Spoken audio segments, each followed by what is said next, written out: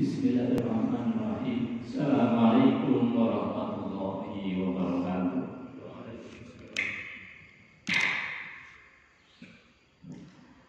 Bismillahirrahmanirrahim. Wa min rasulillah la haula wala quwwata illa billah. Asyhadu an la ilaha illallah wa asyhadu anna Muhammadan abduhu wa rasuluh. Allahumma shalli wa sallim ala sayyidina Muhammad wa ala alihi wa sahbihi ajma'in. Rabbi ishrah li sadri wa yassir li amri wa hlul 'uqdatam min lisani yafqahu qawli. Amma ba'd. Qala Allah ta'ala fi kitabil karim wa asdaqul qailin. A'udzu billahi samil 'alim minasy syaithanir rajim. Bismillahirrahmanirrahim. Ya ayyuhalladzina amanu taqullaha haqqa tuqatih wa la tamutunna illa wa antum muslimun.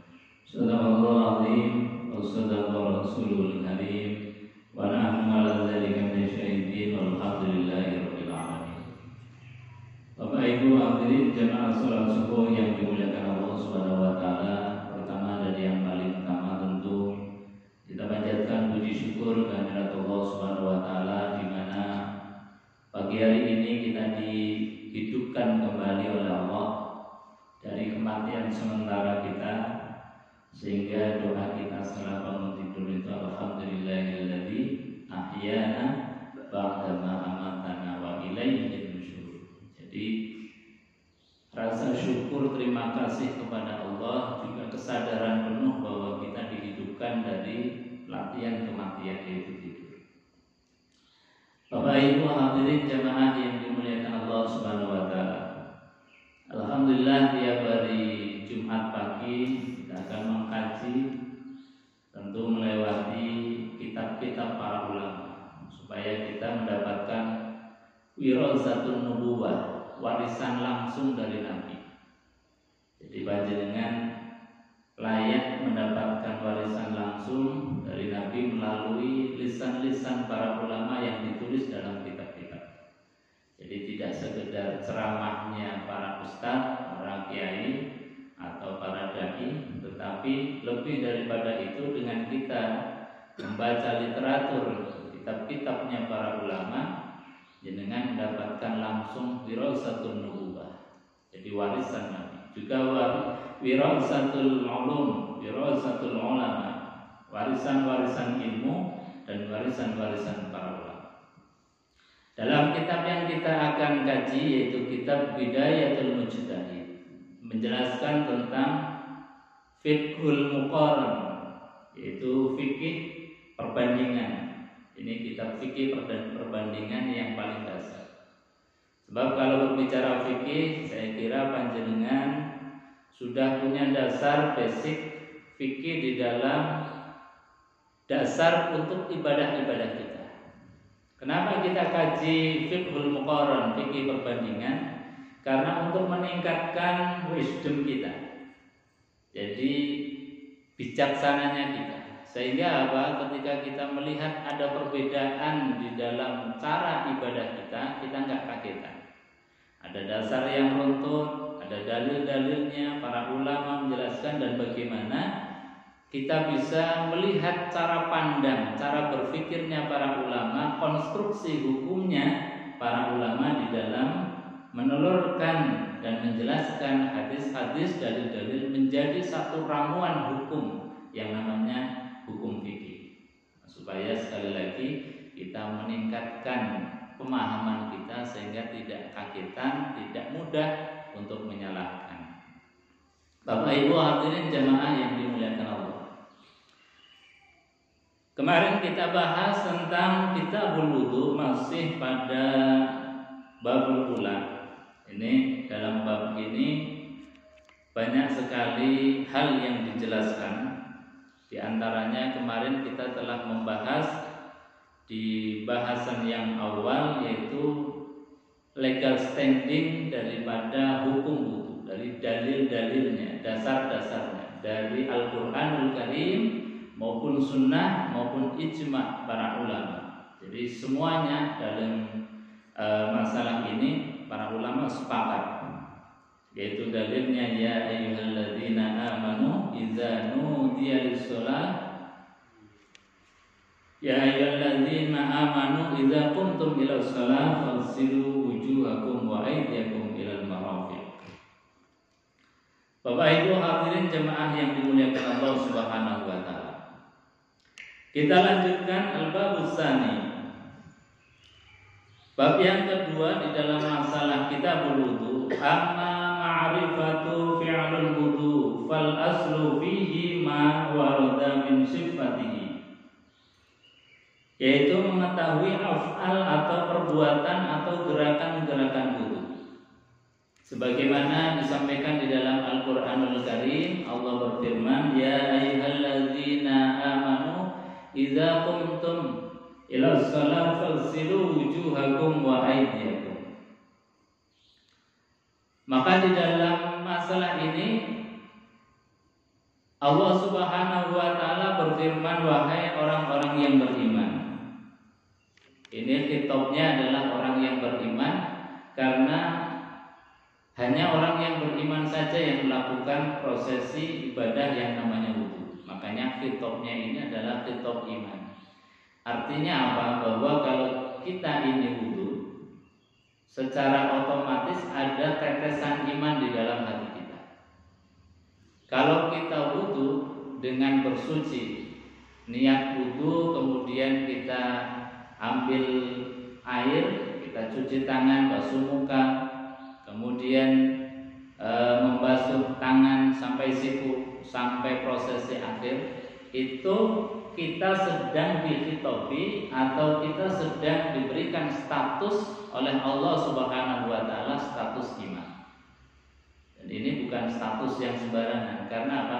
Yang stempel, yang ngasih stempel itu bukan MUI, bukan pemerintah, ataupun bukan lembaga-lembaga swadaya masyarakat, tetapi yang stempel adalah Allah Subhanahu wa taala. Ya ayyuhalladzina amanu. Jadi stempelnya langsung. Artinya apa? Ketika kita wudu saja harusnya punya kesadaran kita ini iman. Yang orang iman pasti jaminannya adalah surganya Allah Subhanahu wa taala. Maka semakin memperbanyak wudu kita, semakin menstatuskan diri kita min ahlil jannah. Jadi semakin banyak wudu kita, semakin banyak status kita menjadi ahli surga. Makanya seyogianya, apalagi yang usia-usia sudah mulai menghilangkan jauh daripada kehidupan hitam, karena rambutnya sudah putih, meninggalkan dunia hitam. Ini harusnya dawamil wudu, melanggengkan wudu, karena ini ibadah yang murah. Jadi kalau batal wudu, batal wudu. Meskipun yang muda juga bisa, cuman seyogianya yang sepuh lebih hati-hati. Karena apa? Kalau model daripada filosofi lari maraton itu kan lari jarak jauh, itu bisa santai-santai dulu kalau. Tapi kalau 100 meter menjelang finish itu larinya sprint, meskipun larinya maraton. Artinya apa? Yang usia-usia sepuh itu harusnya mulai sprint. Kalau sprint ngapal kayak Quran ya rada susah, karena memang kemampuan akalnya terbatas. Sprintnya menggunakan dawamil wudu. Jadi batal wudu lagi, batal wudu lagi. Ini memberikan kita status sebagai orang yang beriman. Karena ayatnya saja ini khitabnya adalah khitab iman. Ya ayyuhalladzina amanu idza qumtum ila shalah faghsilu wujuhakum wa aydiyakum ilal marafiq wamsahu bi ru'usikum wa arjulakum ilal ka'bayn. Jamaah yang dimuliakan Allah Subhanahu wa taala, wa ma warada min dzalika aidan fi sifati wudu'in Nabi sallallahu alaihi wasallam fil azhar sabita. Ini juga terdapat dalam hadis-hadis sahih baginda Rasulullah sallallahu alaihi wasallam. Nah, dalam masalah ini disebutkan wa yata'allaqu bidzalika masailu isnata asyara. Ada 12 cabang masalah yang akan dibahas Al-mas'alatul ula, pembahasan yang pertama, min syuruti. Jadi wudu itu ada syarat-syaratnya. Apa itu syarat? Syarat itu adalah sesuatu yang harus dilakukan sebelum perbuatannya. Jadi wudu itu ada syarat dan ada rukun. Kalau syarat itu sesuatu yang dilakukan sebelum melakukan rukun atau ritual wudu. Kalau rukun itu adalah sesuatu yang dilakukan di dalam ibadah itu sendiri. Nah, sebelum melakukan wudu itu ada syarat-syaratnya. Nah, kita akan bahas tentang syaratnya wudu. Ikhtilaful ulama al-amsar, halin niyah syartun fi sihatil wudu.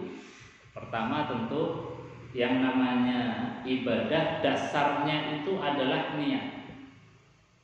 Nah, niat kita bahas, kita OCI dari pendapat-pendapatnya para ulama. Jadi para ulama berbeda pendapat tentang masalah niat. Apakah niat halin niyati syurutu fi sihatil wudu? Apakah niat termasuk syarat sahnya wudu? Amla, atau tidak termasuk syarat sahnya wudu? Ba'da ittifaqahum ala istaratun niyah bil ibadah. Setelah para ulama itu sepakat bahwasanya niat termasuk syarat-syaratnya di dalam semua ibadah. Ibadah yang mahdhah. Kalau ibadah yang mahdhah, ibadah yang khusus, itu para ulama tidak ada perbedaan pandang di dalam masalah niat. Semuanya mengatakan bahwa niat dalam ibadah mahdhah itu adalah syarat. Tidak ada perbedaan pendapat.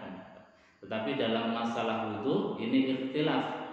Ikhtilafnya apa? Karena nanti kita akan bahas cara pandangnya, apakah wudu termasuk ibadah mahdhah, apakah wudu itu ghairu mahdhah.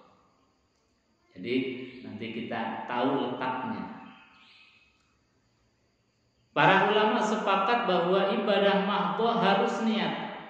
Liqaulihi ta'ala, sebagaimana dalil dalam Al-Qur'anul Karim, Allah berfirman, wa ma umiru illa liya'budullaha mukhlishina lahuddin. Wa ma umiru, dan tidaklah aku perintahkan kepada kalian, illa liya'budullah, kecuali diperintahkan untuk menyembah kepada Allah Subhanahu wa taala. Menyembah dalam keadaan apa? Mukhlishina lahuddin, dalam keadaan niatnya ikhlas, tidak mencari apa-apa kecuali ridho dari Allah Subhanahu wa taala. Ini dasarnya. Makanya ibadah mahdhah disyaratkan, semua ulama sepakat bahwa syarat ibadah mahdhah itu harus niat. Seperti sholat, puasa, itu harus dasarnya niat.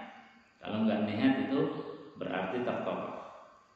Wa liqaulihi sallallahu alaihi wasallam, juga didasarkan kepada hadis baginda Rasulullah sallallahu alaihi wasallam, innamal a'malu binniyat. Ini hadis yang paling populer. Jadi hadis ini dijadikan sebagai sandaran dasar ibadah mahdhah itu harus dengan niat. Karena apa? Likulli imri'in ma nawa, akan diberikan pahala-pahala itu sesuai dengan kadar dan koridor niatnya masing-masing. Ini dalil al-hadisul masyhur, dan ini hadis yang sangat terkenal, masyhur. Fadhaba fariqun minhum ila annaha syartun. Fadhaba, maka sebagian pendapat para ulama, minhum dari para ulama, ila annaha syartun, mengatakan bahwasanya niat daripada wudu itu syartun, termasuk syarat. Ini sebagian ulama berpendapat bahwasanya wudu syaratnya itu harus niat. Siapa saja yang berpandangan seperti itu, wa huwa mazhabus Syafi'i wa Malik wa Ahmad wa Abu Thawri wa Abu Thawr. Jadi Imam Syafi'i mensyaratkan wudu harus niat. Nah, kita tekankan lagi bahwa yogianya kita memang dari kecil itu diajarkan Syafi'i, kita bermazhab Syafi'i, maka kita kuatkan di dalam dalam setiap wudu kita, yakinkan kita niat di awal.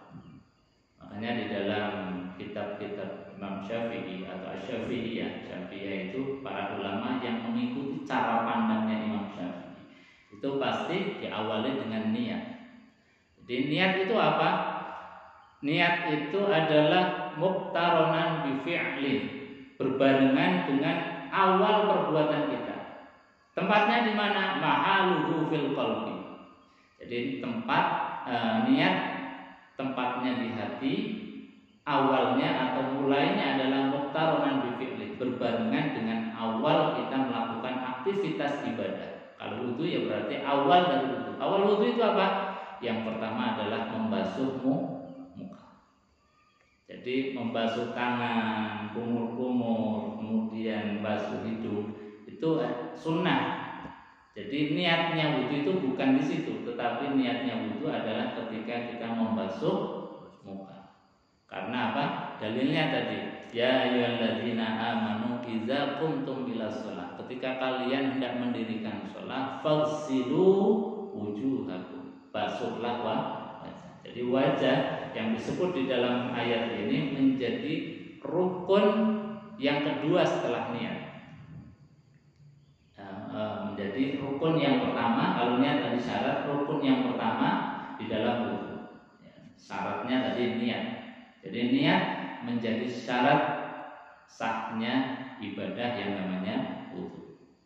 Jadi sekali lagi, para ulama termasuk Imam Syafi'i, Imam Malik, Imam Ahmad, Imam Abu Tsawri, Imam Abu Dawud mensyaratkan niat menjadi syarat sahnya wudu. Maknanya apa? Kalau tidak niat, tidak ada kerentak di dalam hati bahwa saya wudu untuk menghilangkan hadas kecil karena Allah Subhanahu wa Ta'ala. Kalau tidak ada kerentak dalam hati berarti kita belum wudu. Jadi niat itu tidak harus dilafalkan dengan bahasa Arab, tetapi ada kerentak di dalam hati bahwa kita ada kesengajaan melakukan aktivitas wudu. Jadi dalam hati kita membasuh muka, nawaitul wudu'a bi raf'il hadasil asghari fardhon lillahi ta'ala. Saya niat wudu untuk menghilangkan hadas kecil karena Allah SWT. Jadi ada ketetapan hati, kerentaknya kita dalam hati. Masalah talafuz, melafazkan sunnah dihukumi hanya sunnah karena menghantarkan hati untuk niat. Jadi kalau kita enggak melafalkan nawaitul wudu aluraful hadas enggak apa-apa, tapi hatinya harus rentak. Kita melafalkan saja hatinya enggak ngikut, ini malah salah. Dalam kitab Al-Azkar Nawawiyah, Imam Nawawi memberikan keterangan bahwasanya mahalun niyah fil qalbi. Niat itu tempatnya dalam hati, bukan lisan. Jangan terkecoh. Lisan itu menghantarkan hati. Jadi kalau hati saja niat kemudian lisan tidak mengucap, ini masih sah. Tapi kalau lisan mengucap hati tidak rentak, ini yang justru malah tidak sah. Karena mahalun niat fil qalbi. Bapak Ibu hadirin jemaah yang dimuliakan Allah Subhanahu wa taala. Wa dzaba fariqun akhar ila annaha laysat bisyartin. Pendapat yang lain mengatakan bahwasanya niat tidak bagian dari syarat sahnya wudu. Siapa saja yang berpendapat demikian, wa huwa mazhabu Abu Hanifah wa Tsawri. Abu Hanifah dan Imam As-Tsawri itu tidak mensyaratkan niat. Nah, terus letak perbedaannya gimana? Ini disebutkan wasababu ikhtilafihim taraddudul wudu baina ayyakuna ibadatun mahdhah anni ghairu ma'qulatil ma'na. Sebab perbedaan cara pandang para ulama, ada yang mengatakan niat termasuk syarat sahnya salat, ada yang mengatakan syarat sahnya wudu, ada yang mengatakan bahwa niat tidak termasuk syarat sahnya wudu, adalah taraddudul wudu baina ayyakuna ibadatul mahdhah. Karena wudu itu antara ibadah mahdhah dan ibadah yang ghairu mahdhah. Jadi ibadah mahdhah itu ibadah yang maksusah, Ibadah mahdhah itu disifati yakni a'ni ghairu ma'qulatil makna, yaitu ibadah yang ghairu ma'qulatil makna, terjangkau maknanya oleh akal. Jadi kayak sholat itu kan tujuannya atau maksudnya tidak terjangkau dari akal kita, hanya qurba saja, hanya pendekatan saja. Jadi sholat itu ada takbir, mengangkat kedua tangan, kemudian ruku, sujud, itu kan tidak ada tujuannya kecuali qurba, kedekatan kita kepada Allah Subhanahu wa ta'ala. Itu namanya ibadah mahdhah, ibadah yang memang disifati ghairu ma'qulatil ma'na. Sedangkan wudu ini adalah ibadah yang ma'qulatil makna, tujuannya jelas, yaitu apa?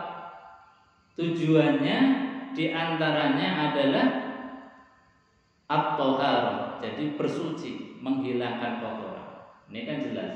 Jadi antara ibadah ini menghilangkan kotoran atau ibadah yang khusus. Nah, ini kemudian ikhtilaf, perbedaan cara pandangnya itu di situ.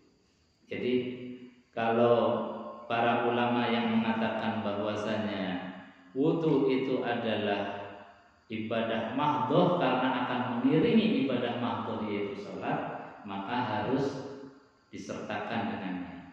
Tetapi seperti Imam Abu Hanifah, enggak, wudu itu kan untuk menghilangkan kotoran, menghilangkan hadas, menghilangkan najis juga.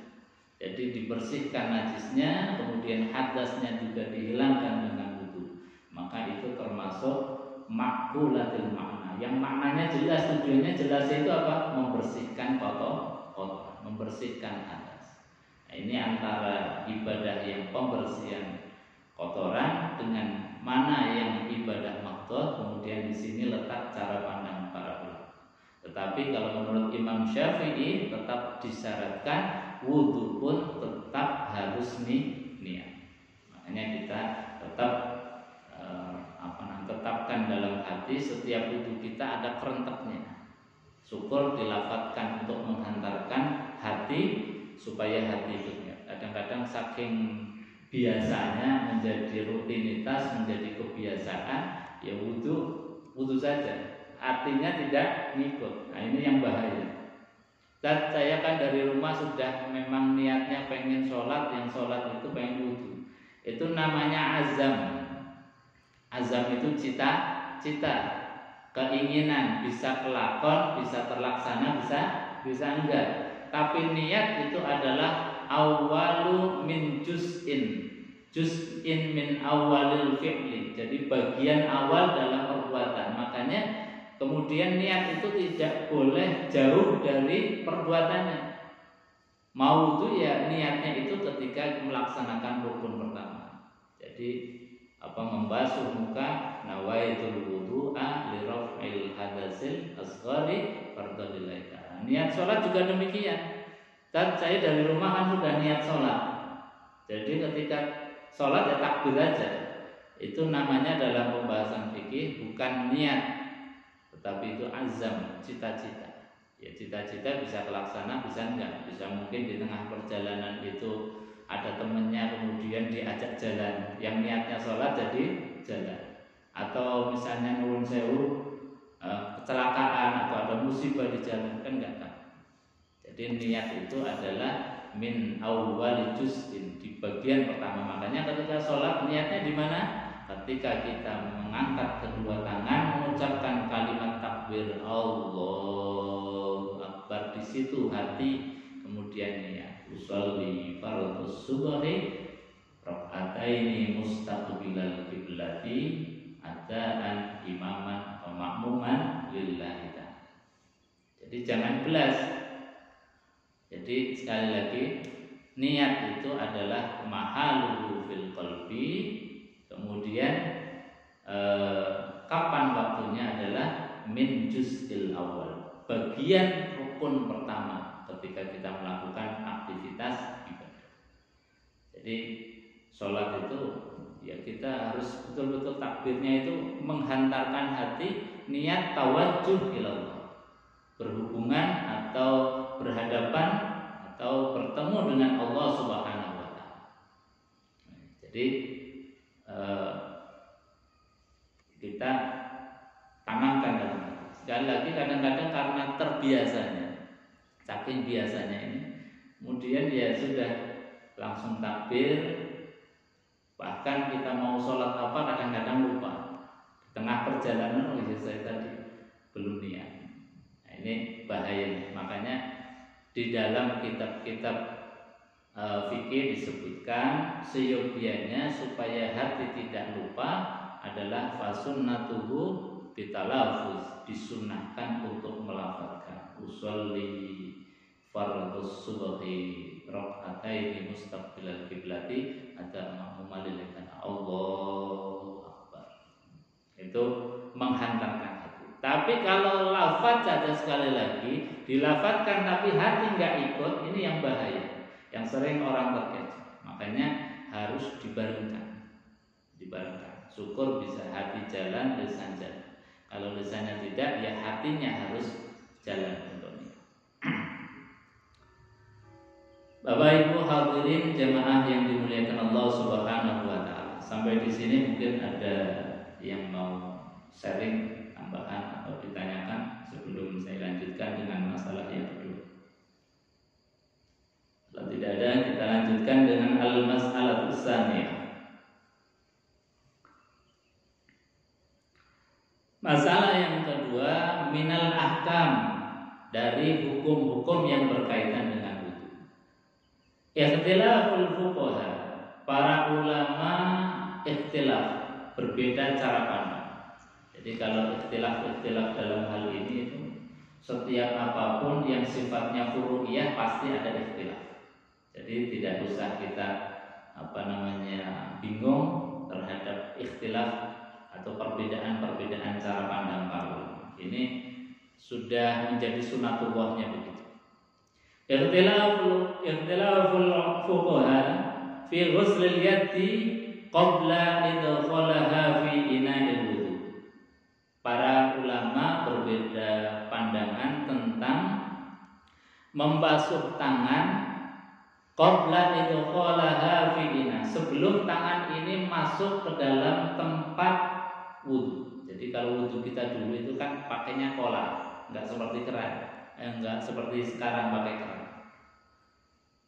Jadi pakai kolah sebelum tangan ini masuk ke kolah, atau sekarang pakai keran. Sebelum kita tangannya mengambil air di keran untuk membasuh muka, maka harus dicuci dulu. Makanya kan wudu kita dari kecil itu sudah diajari. Pertama adalah membasuh tangan. Jadi telapak tangan itu dibasuh dulu. Karena apa? Di dalam hal ini para ulama itu tetap mendorong supaya dibasuh. Karena dalil-dalil yang sahih. Meskipun begitu, para ulama tetap berbeda pendapat di dalam masalah hal ini. Fi ghuslil yadi qabla idkhalaha. Jadi dalam masalah membasuh tangan sebelum tangan ini masuk kepada tempat wudu. Fi ina'il wudu. Fadzaba qaumun ila annahu min sunnanil wudu bil bi'itlaq. Sebagian para ulama mengatakan bahwasanya membasuh tangan min sunnanil wudu, termasuk sunnahnya wudu, bil itlaq, dengan mutlak. Mutlak itu artinya baik kita itu habis tidur maupun tidak tidur, kalau mau wudu ya cuci telapak tangan. Nah, ini saya kira kalau hal ini dalam tradisi kita sudah biasa. Wudu ya yang dibasuh dulu. Jadi saya kira tidak terlalu masalah. Tetapi sebagai ilmu kita harus tahu duduk perkara. Jadi membasuh telapak tangan di awal itu adalah min sunanil wudu, termasuk sunnahnya wudu. Bil itlaq, sebagian pendapat mengatakan mutlak, baik habis tidur maupun enggak tidur tetap dibasuh dulu. Wa in tayaqqana taharatul yad, meskipun yakin bahwa tangannya itu suci. Jadi misalnya habis wudu nih, belum batal, belum pegang apa-apa yang kotor, kita mau wudu lagi, ia disunahkan tetap membasuh tangan. Jadi pendapat yang pertama bi'itlaq, secara mutlak, baik itu kita yakin tangan kita masih suci maupun kita nggak yakin. Kalau nggak yakin ya jelas sunnahnya lebih, apalagi habis tidur. Jadi sekali lagi kalau dalam tradisi kita kelihatannya nggak masalah. Sebab tradisi kita tadi kalau mau wudu ya dicuci dulu tangan. Wa huwa masyhurun, dan ini pendapat ini sudah masyhur karena sudah menjadi tradisi kita. Mazhab Malik wa Syafi'i, dan ini pendapatnya Imam Malik dan Imam Syafi'i. Karena kita itu dari kecil sudah diajarkan pendapat-pendapatnya Imam Syafi'i, sehingga ya sudah ini menjadi kebiasaan kita, tradisi kita. Wakila annahu mustahabun lisyaki fi taharatil yad, dan sebagian pendapat mengatakan mustahabun, disunahkan lisyaki, bagi orang yang ragu-ragu apakah tangannya bersih atau enggak, tangannya suci atau enggak, fi idharil yad, di dalam masalah tohar atau kebersihan tangan. Masalah tangan ini tadi bersih apa enggak ya? Nah, sebagian pendapat disunahkan hanya kalau syak saja, kalau ragu. Kalau tidak syak, kalau tidak ragu, boleh wudunya langsung membasuh muka, membasuh tangan yang rukun-rukun itu. Tapi kelihatannya kita ya enggak terbiasa. Ya kalau wudu ya tetap cuci tangan. Nah, ini sekedar tahu, pemahaman, nambah ilmu kita. Jadi sebagian pendapat para ulama lagi hanya memberikan status mustahab, status sunnah lisyaki, bagi yang ragu-ragu. Wa huwa aidan marwiyun an Malik, dan ini juga diriwayatkan dari Imam Malik. Jadi Imam Malik sebagian pendapatnya mengatakan bahwa mutlak harus cuci tangan, sebagiannya lagi itu kalau ragu. Wakila an wasalal yadi wajibun, dan sebagian pendapat menghukumi sebagai wajib alal manti bihi minan naum, bagi orang yang baru bangun tidur. Sekali lagi, kalau bangun tidur itu sebagian pendapat mewajibkan. Jadi tidur malam maupun tidur siang, kalau mau wudu dia cuci tangan. Jadi ini dihukumi wajib. Sebagian ulama mengatakan demikian. Wa bihi qala Dawud wa ashabi, ini menurut pendapat Imam Dawud. Wa farraqa qaumun baina naumil lail wa naumin nahar. Sebagian ulama lagi memerinci lagi, yaitu kalau tidur malam wajib untuk cuci tangan, kalau tidurnya siang tidak, hanya mustahab saja. Ini di antara perbedaan cara pandang para ulama. Jadi fa'aujabu zalika fi naumil lail wa lam yujabu fi naumin nahar. Jadi sebagian ulama mewajibkan kalau tidur malam itu wajib cuci basuh tangan, sebagiannya lagi kalau tidurnya siang itu tidak wajib, tetapi tetap dalam koridor yang sunnah tadi. Wabihi qala Ahmad, ini seperti yang disampaikan atau pendapat hukumnya Imam Ahmad. Jadi Imam Ahmad memerinci kalau tidurnya malam, kalau wudu itu diawali cuci tangan. Tapi kalau tidurnya siang tidak diwajibkan, hanya sunnah. Fatahasala fi dzalika arba'atu qaulin annahu sunnatu bil itlaq. Jadi seperti tadi ada 4 cara pandang para ulama di dalam masalah cuci tangan sebelum wudu. Wasababu fi ikhtilafihim. Nah, ini yang kita harus paham, kenapa mereka itu berbeda di dalam cara pandang menghukumi cuci tangan sebelum wudu. Wasababu fi ikhtilafihim fi dzalika ikhtilafihim fil mafhumil sabit. Jadi perbedaan di dalam pemahaman masalah hadis baginda Rasulullah sallallahu alaihi wasallam. Jadi ikhtilafihim fi mafhumis sabit min hadisi Abi Hurairah. Hadis yang disampaikan, yang diriwayatkan oleh Al-Imam Abu Hurairah radhiyallahu an, ini dipahami berbeda oleh para ulama. Apa hadisnya? Qala Nabi sallallahu alaihi wasallam, Nabi sallallahu alaihi wasallam bersabda, "Idza staiqadha ahadukum min naumihi falyaghsil yadahu qabla an yudkhilahal ina fa inna ahadukum la yadri aina batat yadah." Jadi kata Nabi sallallahu alaihi wasallam, "Idza staiqadha ahadukum," ketika salah seorang di antara kalian itu bangun dari tidur. Kalau dalam hadisnya ini tidur mutlak, tidur siang, tidur malam, ini tidak disebut, maknanya yang mutlak dalam hadisnya. Kalau salah seorang di antara kalian bangun dari tidur, fal yaghsil yadahu, maka cucilah tangannya qabla ayyadkhilaha, sebelum masuk tangannya itu al-ina'a, ke dalam tempat wudu. Jadi sebelum masuk ke tempat wudu, tangannya dicuci dulu. Ini hadis yang diriwayatkan dari Abi Hurairah radhiyallahu anhu. Fa inna ahadukum, lalu apa yang menyebabkan Nabi merintahkan untuk mencuci dulu tangan kita? Fa inna ahadukum, karena sesungguhnya salah seorang di antara kalian kalau tidur itu la yadri aina batat yada, tidak tahu tangannya itu kemana-mana. Jadi tidur itu kan kadang-kadang tangannya kemana-mana, bisa pegang kemaluan, bisa pegang mungkin tubuh kita yang kena najis dan sebagainya, atau pegang apa, kita nggak tahu.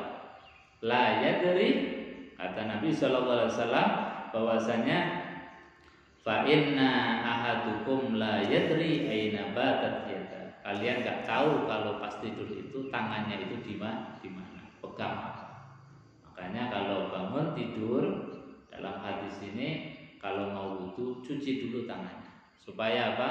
Ketika kita membasuh muka, ambil air untuk membasuh muka, airnya tidak terkontaminasi dengan najis yang kita mungkin bawa saat tidur. Jadi dicuci dulu. Tapi sekali lagi, kalau tradisi kita insya Allah aman. Karena apa? Sudah menjadi kebiasaan kalau mau wudu cuci tangan. Jadi kebiasaan kita. Nah, inilah hebatnya ulama kita itu, ikhtiyat itu dikedepankan. Jadi sejak kecil wudunya ya tidak langsung basuh muka, tetapi cuci tangan dulu. Ini satu tradisi, metodologi yang disampaikan oleh para ulama itu, ikhtiyat saja diajarkan, kehati-hatian saja diajarkan. Maka saking ikhtiyatnya dan hati-hatinya, ini seolah-olah cuci tangan ini menjadi wajib. Padahal apa yang wajib itu?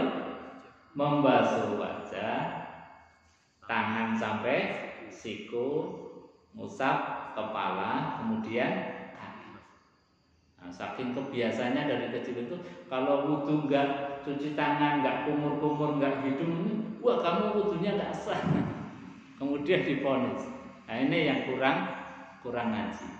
Makanya harus diluruskan, dipahamkan, didudukkan persoalannya sebagaimana ilmunya para ulama dan warisan baginda Rasulullah Shallallahu Alaihi Wasallam. Jadi Bapak Ibu hadirin jemaah yang dimuliakan Allah, sekali lagi kalau dalam tradisi kita ini sudah aman, kita tinggal teruskan dan kita wariskan juga sanad kebiasaan afaliyah kita kepada generasi setelah kita. Jadi kita kan dapat sanad ilmu, baik sanad ilmu secara keilmuan atau secara pembiasaan dari guru-guru kita. Kita biasakan, kita teruskan kepada anak-anak kita, kepada cucu-cucu kita. Sehingga apa? Tradisi ini terus, dan anak kita bisa mewariskan tradisi keilmuannya para ulama. Makanya kita uri-uri, kita biasakan. Dan alhamdulillah sekali lagi dalam masalah ini kita aman. Karena tradisi kita, kebiasaan hidup kita, wudunya diawali dengan cuci tangan. Bapak Ibu hadirin jamaah yang dimuliakan Allah Subhanahu wa taala, saya kira itu dulu. Mungkin ada pertanyaan atau tambahan silakan. Kalau tidak ada, kita tutup dengan doa kafaratul majelis bersama-sama. Bismillahirrahmanirrahim.